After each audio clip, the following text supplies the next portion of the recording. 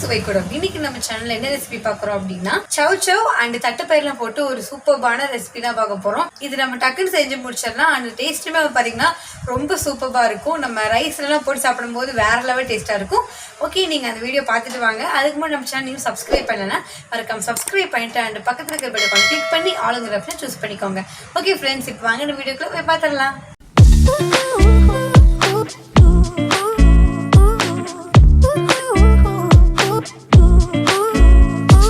இன்றைக்கி நம்ம செய்கிற ரெசிபிக்காக காயெல்லாம் கட் பண்ணி வச்சாச்சுங்க. இது மீடியம் சைஸாக 2 தக்காளி பழம், ஒரு கைப்பிடி அளவு சின்ன வெங்காயம்.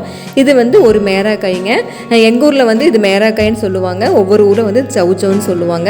இப்போ இந்த காயெல்லாம் கட் பண்ணி வச்சாச்சு. ஒரு சின்ன நெல்லிக்காய் அளவு புளி எடுத்துட்டு தண்ணியில் போட்டு ஊற வச்சுக்கலாங்க. புளி கொஞ்சம் கம்மியாகவே போட்டுக்கலாம். நான் தக்காளி பழம் 2 போடுறாங்காட்டி நான் புளி கொஞ்சம் தான் எடுத்துக்கிறேன். குக்கரில் 3/4 கப்பு அளவு தட்டைப்பயிறு போட்டுட்டு தண்ணி ஊற்றிட்டு 2-3 தடவை சுத்தமாக கழுவிக்கலாம். தட்டைப்பயிறு கழுவுனதுக்கு அப்புறமா கொஞ்சமாக தண்ணி ஊற்றிக்கலாம். பயிறு முழுகிற அளவுக்கு தண்ணி ஊற்றினா போதும். கூடவே 2 வெள்ளைப்பூண்டு போட்டுக்கலாங்க. கொஞ்சமாக பெருங்காய பொடி போட்டுக்கலாம். பயிருக்கு தேவையான அளவு 1/4 டீஸ்பூன் மட்டும் உப்பு போட்டுக்கலாங்க. தட்டைப்பயிரை வேக வச்சுக்கலாங்க. தட்டைப்பயிறு வேகிறதுக்கு 4 விசில் மட்டும் வந்துச்சுன்னா போதும், நல்லா வெந்துடும். பழைய தட்டைப்பயிராக இருந்துச்சுன்னா 2 விசில் எக்ஸ்ட்ரா விட்டுட்டோம்னா போதுங்க. இப்போ தட்டைப்பயிறு நல்லா வெந்துருச்சு, எடுத்து வச்சுக்கலாம். இப்போ அடுத்தது குழம்பு எப்படி செய்யலான்னு பார்க்கலாம். அடுப்பில் கடாய் வச்சாச்சுங்க. கடாய் நல்லா காஞ்சிருச்சு. இப்போ 3 ஸ்பூன் எண்ணெய் ஊற்றிக்கலாம்.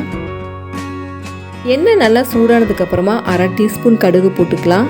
கடுகு நல்லா வெடிச்சதுக்கப்புறமா 1/4 டீஸ்பூன் வெந்தயம் போட்டுக்கலாம். கொஞ்சமாக வெள்ளைப்பூண்டு போட்டுக்கலாங்க. இந்த பூண்டு சின்னதாக இருக்குங்காட்டி நான் அப்படியே முழுசாக போட்டேன். நீங்கள் பெரிய பூண்டாக இருந்துச்சுன்னா குறுக்க அப்படியே கட் பண்ணி போட்டுக்கோங்க. இப்போ கொஞ்சமாக கருவேப்பிலை போட்டுக்கலாம். இது எல்லாத்தையுமே நல்லா வதக்கி விட்டுக்கலாம்.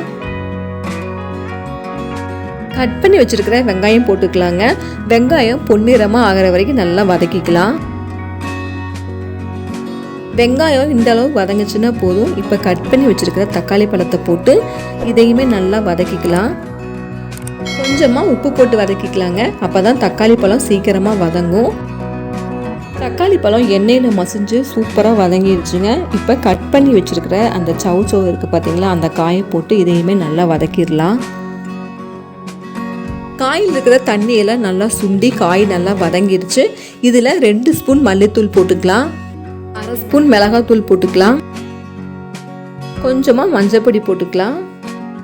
அடுத்தது குழம்பு மிளகாத்தூள் போட்டுக்கலாங்க. இது வீட்டிலே அரைச்சி வச்ச பொடிங்காட்டி நான் 2 ஸ்பூன் போட்டிருக்கிறேன். நீங்கள் காரம் உங்களுக்கு எவ்வளோ தேவைப்படுதோ அதுக்கு தகுந்த மாதிரி குழம்பு மிளகாத்தூள் போட்டுக்கோங்க. காய்க்கு தேவையான அளவு உப்பு போட்டு இது எல்லாத்தையுமே நல்லா மிக்ஸ் பண்ணி விட்டுக்கலாம். மசாலா பொடி எல்லாமே பச்சை வாசம் போகிற அளவுக்கு நல்லா வதக்கிக்கலாம். இந்த அளவு வதங்குச்சுன்னா போதுங்க. இப்போ காய்க்கு தேவையான அளவு தண்ணி ஊற்றிக்கலாம். தண்ணி கொஞ்சம் ஊற்றினா போதும். நல்லா மிக்ஸ் பண்ணி விட்டுட்டு 1 நிமிஷம் கொதிக்க வச்சிடலாங்க. தண்ணி கொஞ்சம் கொதிச்சு வரும்போதே காய் 1/4 பங்கு வெந்துடும். நம்ம ஊற்றின தண்ணி ஓரளவுக்கு சுண்டி காய் 1/4 பங்கு வெந்துருச்சுங்க. இப்போ இதில் கரைச்சி வச்சிருக்கிற புளி கரைசலை ஊற்றிடலாம்.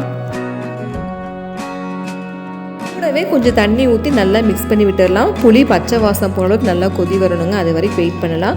அதுக்குள்ளே குழம்புக்கு தேவையான அளவு மசாலா அரைச்சிட்டு வந்துடலாம். ஜார் எடுத்து வச்சுருக்குறேங்க. அதில் 1/4 மூடி தேங்காய் பொடி பொடியாக கட் பண்ணி வச்சுருக்கிறேன். தேங்காய் போட்டுக்கலாம். 1/2 டீஸ்பூன் சீரகம் போட்டுக்கலாம். 1/4 டீஸ்பூன் குருமிளகை போட்டுக்கலாம். 5-6 கருவேப்பிலை போட்டுக்கலாம். ஒரே ஒரு காஞ்ச மிளகாய் போட்டுக்கலாங்க. இது எல்லாத்தையுமே நல்லா ஃபைன் பேஸ்ட்டாக அரைச்சிட்டு வந்துடலாம். புளி பச்சை வாசம் ஓரளவுக்கு நல்லா கொதிச்சிருச்சுங்க. இப்போ எல்லாத்தையுமே நல்லா மிக்ஸ் பண்ணி விட்டுக்கலாம். நம்ம அரைச்சிட்டு வந்திருக்க தேங்காய் பேஸ்ட்டையும் போட்டுக்கலாம். அரைச்ச ஜார்லேயே கொஞ்சம் தண்ணி ஊற்றி அலசி குழம்புக்கு தேவையான அளவு தண்ணி ஊற்றிக்கலாம். இப்போ இது எல்லாத்தையுமே நல்லா மிக்ஸ் பண்ணி விட்டுக்கலாம்.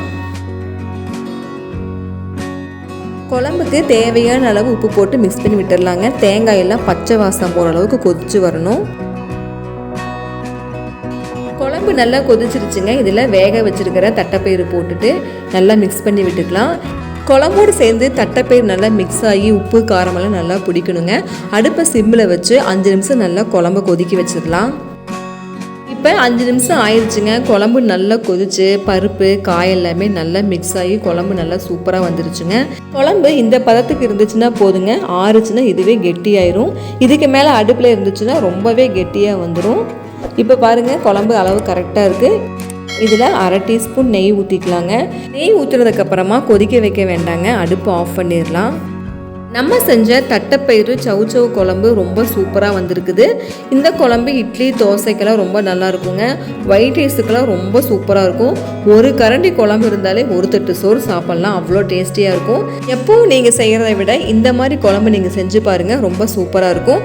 செஞ்சு பார்த்துட்டு எப்படி வந்துச்சு அப்படின்னு சொல்லி கமெண்ட் பண்ணுங்கள்.